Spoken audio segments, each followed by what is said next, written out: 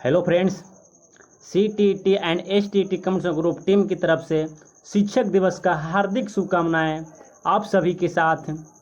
दोस्तों, आज हमने आपके लिए लेकर के आए हैं STT pedagogy CDP part 2 video.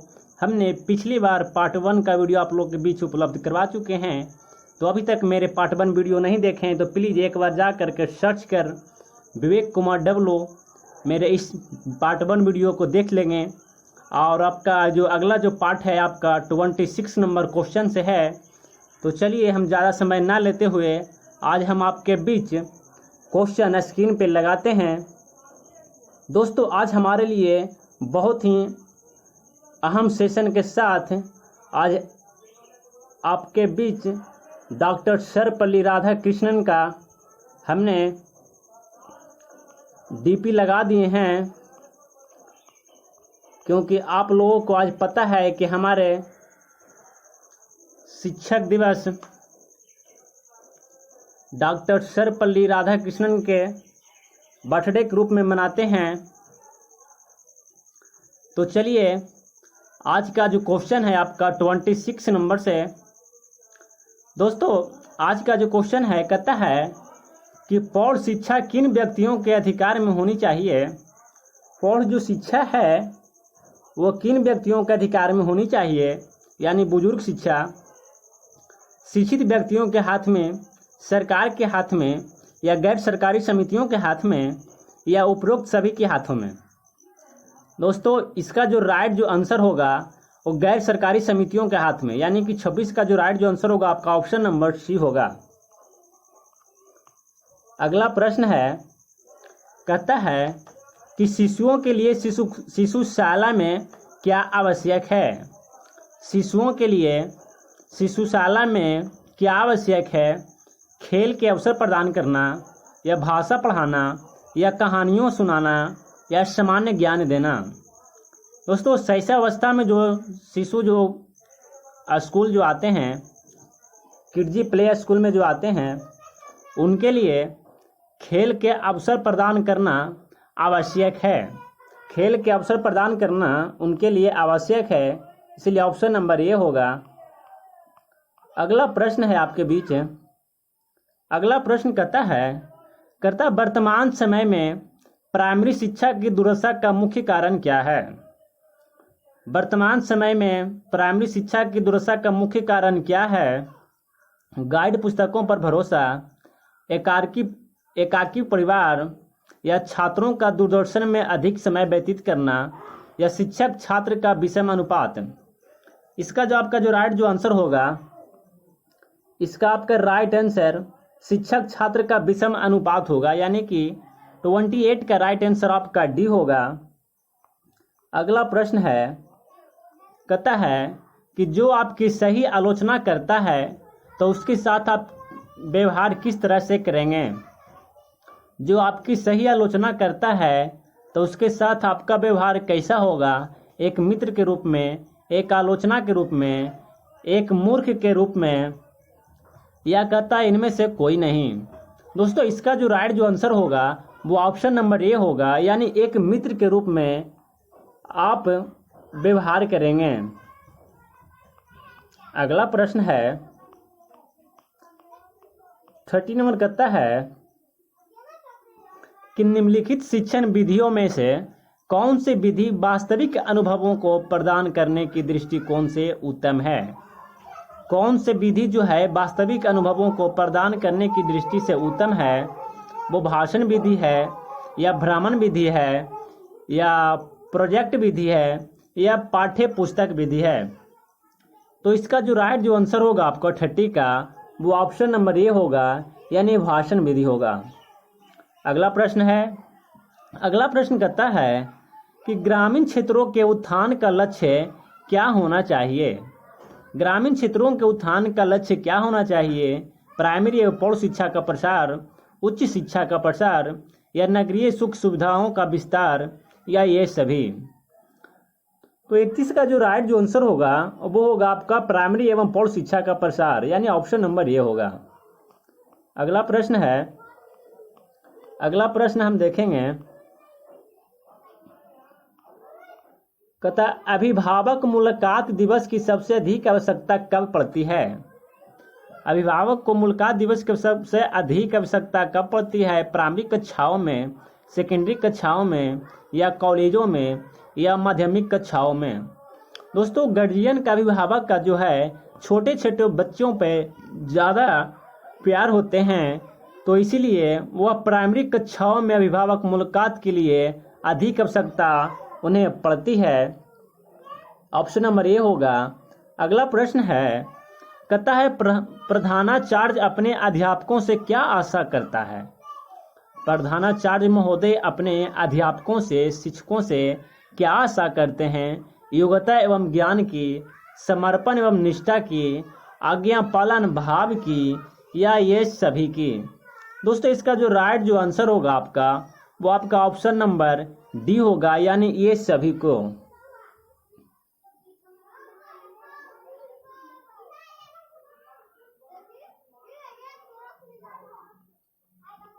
अगला प्रश्न है, अगला प्रश्न कहता है कि शिक्षण का कार्य, शिक्षण का क्या कार्य है? हर व्यक्ति कर सकता है। शिक्षण का कार्य हर व्यक्ति कर सकता है। बहुत से शिक्षक भी नहीं कर पाते हैं। यह हर व्यक्ति के बस का नहीं है।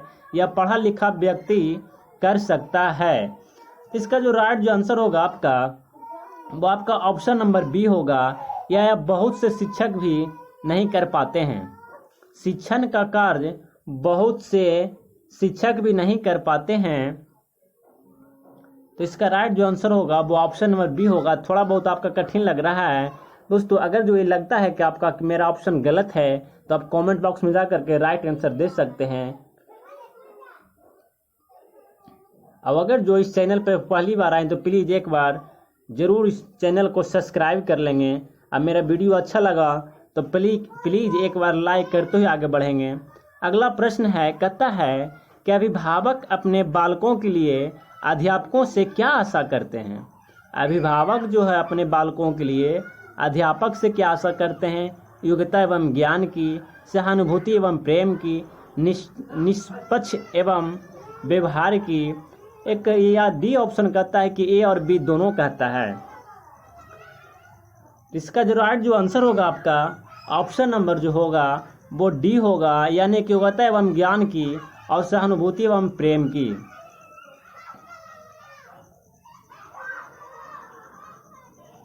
आपका उसमें आंसर सी भी आपका इसका आंसर सही है, निष्पक्ष व्यवहार की, लेकिन आपका ऑप्शन नहीं दे रहा है ए बी सी दोनों, तो आपका ज़्यादा तीनों नहीं लगा सकते हैं, इसीलिए ए और बी दिया हुआ, तो आप ऑप्शन नंबर डी लगाएंगे। अगला प्रश्न कहता है कि शिक्षा में प्रयोजनवाद की विचारधारा का प्रवर्तक कौन था? शिक्षा में प्रयोजनवाद की विचारधारा का प्रवर्तक कौन था? तो इसका जो आपका जो आंसर होगा वो होगा, कहता है कि जॉन डेवी, किलपैट्रिक, या विलियम जेम्स, या पेस्टालॉजी। तो इसका right answer option number C होगा, यानी विलियम जोन्स होगा। अगला प्रश्न कहता है कि एक प्रधानाचार्य को क्या ना होना चाहिए? कुशल प्रबंधक होना चाहिए, छात्रों के लिए प्रेरणा स्रोत होना चाहिए, या अध्यापकों के लिए समानता का भाव रखने वाला होना चाहिए, या ये सभी होना चाहिए। तो इसका जो राइट जो आंसर होगा आपका ऑप्शन नंबर डी होगा, यानी कि ये सभी। अगला प्रश्न है,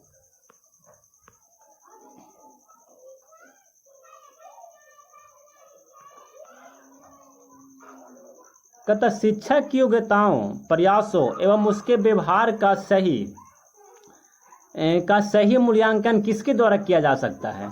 शिक्षक की योग्यताओं, प्रयासों एवं उसके व्यवहार का सही मूल्यांकन किसके द्वारा किया जा सकता है? विशेषज्ञों द्वारा, प्रधानाचार्यों द्वारा, या उसके छात्रों द्वारा, या उसके साथियों द्वारा। तो इसका जो राइट जो आंसर होगा वो होगा उसके छात्रों द्वारा, यानी ऑप्शन नंबर सी होगा। अगला प्रश्न है, कहता है कि आपके अनुसार शिक्षण की योजना पद्धति कैसी होनी चाहिए? पाठ्य पुस्तक केंद्रित होनी चाहिए, शिक्षक केंद्रित होनी चाहिए, या प्रोजेक्ट केंद्रित होनी चाहिए, या बालक केंद्रित होनी चाहिए? तो इसका जो राइट आंसर होगा वो ऑप्शन नंबर डी होगा, यानी कि बालक केंद्रित होनी चाहिए, ऑप्शन नंबर डी। अगला प्रश्न है, कहता है कि आपको मालूम हुआ है कि आपके प्रधानाचार्य संस्था में कुछ गलत कार्य कर रहे हैं, तो आप उसके लिए क्या करेंगे? तो आप उसके लिए क्या करेंगे? उस तरह से अनदेखी करेंगे या उन्हें समझाने का प्रयास करेंगे या साथियों से परामर्श करके ही कोई निर्णय लेंगे या उच्च अधिकारियों से शिकायत करेंगे? तो इसका राइट जो आंसर होगा 40 का ऑप्शन नंबर बी होगा कि उन्हें समझाने का प्रयास करेंगे। अगला प्रश्न है, कहता है कि ऑपरेशन ब्लैक बोर्ड नामक कार्यक्रम किसके लिए है? ऑपरेशन ब्लैक बोर्ड नामक कार्यक्रम किसके लिए है? प्राइमरी स्कूलों के लिए, सेकेंडरी स्कूलों के लिए या मिडिल स्कूलों के लिए या सभी स्कूलों के लिए? तो 41 का जो राइट जो आंसर होगा आपका वो आपका ऑप्शन नंबर ए होगा, यानी प्राइमरी स्कूलों के लिए ऑपरेशन ब्लैक बोर्ड उपयोगी है।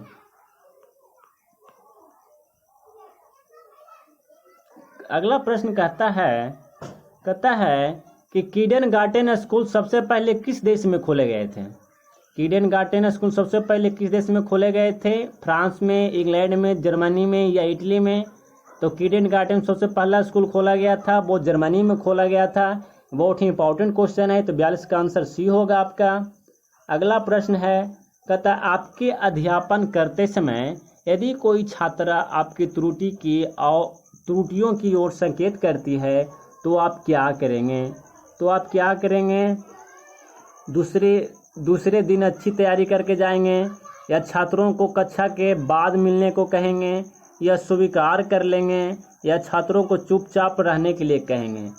तो इसका राइट जो आंसर होगा आपका वो स्वीकार कर लेंगे, यानी आपका ऑप्शन नंबर सी होगा। इसका right answer option number C होगा। अगला प्रश्न देखेंगे। अगला प्रश्न कहता है कि एक अध्यापक का श्रेष्ठतम गुण क्या होता है? एक अध्यापक का श्रेष्ठतम गुण क्या होता है? अध्यापक के प्रति पूर्ण समर्पण, अध्यापक के प्रति उच्च विचार, अध्यापक की धर्मनिरपेक्षता या अध्यापक की प्रति उच्च चरित्र? तो 44 का जो राइट जो आंसर होगा आपका ऑप्शन नंबर ए होगा, यानी कि अध्यापक के प्रति पूर्ण समर्पण। अगला प्रश्न आपका कहता है कि अध्यापक मुख्य रूप से किसके प्रति जवाबदेह होता है? समाज तथा छात्रों के प्रति, अभिभावकों के प्रति, सरकार के प्रति या प्रधानाचार्य के प्रति? तो अभिभावकों जो है समाज तथा छात्रों के प्रति जवाबदेह होते हैं, यानी ऑप्शन नंबर ए होगा 45 का।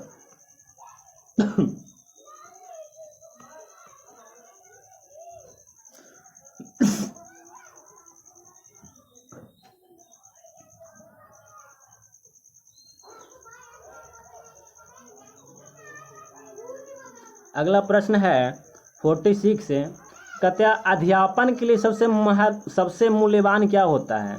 अध्यापक के लिए सबसे मूल्यवान क्या होता है?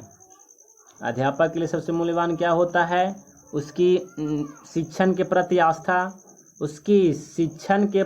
आस्था, या कहता है कि उसकी नौकरी या छात्रों का विश्वास, या कहता है उसकी गरिमा एवं मर्यादा? तो अध्यापक के लिए सबसे मूल्यवान होता है छात्रों का विश्वास। अगला प्रश्न है, कहता है कि शिक्षा के प्रचार, कहता जो शिक्षा होती है वो शिक्षा के प्रचार एवं प्रसार से क्या होता है? शिक्षा के प्रचार एवं प्रसार से क्या होता है? आर्थिक विकास की दर बढ़ती है या लोकतंत्र मजबूत होते हैं या अंधविश्वास में कमी आती है या ये सभी होते हैं? तो इसका जो राइट जो आंसर होगा आपका 47 का राइट आंसर आपका ऑप्शन नंबर डी होगा। इसका right answer option number D होगा, यानी ये सभी। अगला प्रश्न है 48,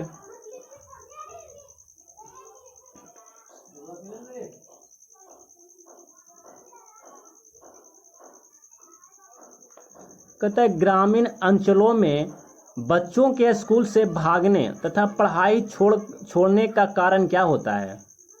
ग्रामीण क्षेत्रों में बच्चों के स्कूल से भागने तथा पढ़ाई छोड़ने का कारण क्या होता है? छात्रों का अध्यापन से डरना, स्कूल का नीरस वातावरण, या छात्रों की बाल श्रमिक बनने को लालसा, या ये सभी। तो 48 का जो राइट जो आंसर होगा आपका वो ऑप्शन नंबर बी होगा, स्कूल का नीरस वातावरण। इसके कारण ही बच्चे स्कूल से बाहर निकल जाते हैं। अगला प्रश्न है, कहता है कि शिक्षण की समस्याओं को हल करने का दायित्व किसका है? शिक्षण की समस्याओं का हल करने का दायित्व किसका है? शिक्षाविदों का, शिक्षकों का, या प्रधानाचार्य का, या सरकार का? तो इसका जो राइट आंसर होगा वो होगा प्रधानाचार्य, यानी कि ऑप्शन नंबर सी। अगला प्रश्न है, अगला प्रश्न कहता है दोस्तों, ये आज का लास्ट प्रश्न है 50 नंबर। अगर जो मेरा वीडियो अच्छा लगा तो प्लीज़ एक बार इसे लाइक कर देंगे, लाइक एवं सब्सक्राइब जरूर करेंगे मेरे चैनल को। ये आज का लास्ट प्रश्न है, लाइक करते हुए चलेंगे। आज की ये वीडियो को लाइक करते हुए चलेंगे, आपके लाइक से ही हमें ऊर्जा मिलती है। तो चलिए, 50 नंबर कहता है कि शिक्षा तभी सार्थक होगी, शिक्षा तभी सार्थक होगी जब रोजगार केंद्रित होगा, छात्र केंद्रित होगा, समाज केंद्रित होगा, या पाठ्यक्रम केंद्रित होगा। शिक्षा तभी सार्थक होगी जब रोजगार केंद्रित, या छात्र केंद्रित, या समाज केंद्रित, या पाठ्यक्रम केंद्रित होंगे। इसका जो आंसर होगा दोस्तों, आप इसका आंसर कमेंट बॉक्स में डाल देंगे। आपके लिए क्वेश्चन छोड़ करके हम प्रश्न जा रहे हैं। ये जो 50 नंबर प्रश्न है ये आपके लिए हम को छोड़ करके जा रहे हैं।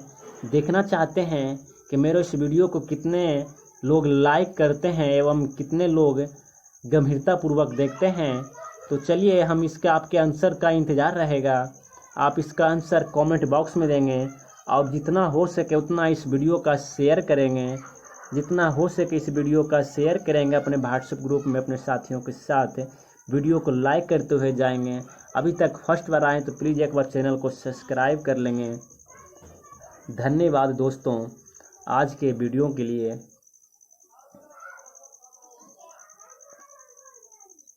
दोस्तों, जाने से पहले हम आज कहना चाहते हैं कि आज का दिन बहुत ही महत्वपूर्ण दिन है हमारे शिक्षक बंधुओं के लिए।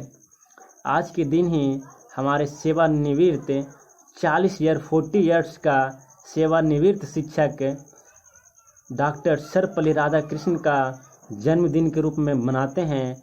दोस्तों, ये हमारे फिलॉसफी का ऑक्सफोर्ड यूनिवर्सिटी में प्रोफेसर के रूप में कार्यरत थे। तो चलिए दोस्तों, इनके लिए आप सभी से इनकी जन्मदिन का बहुत सारा बधाइयाँ शेयर करना चाहते हैं। आप लोग भी कीजिए क्योंकि हमारे ये पहला आधार थे।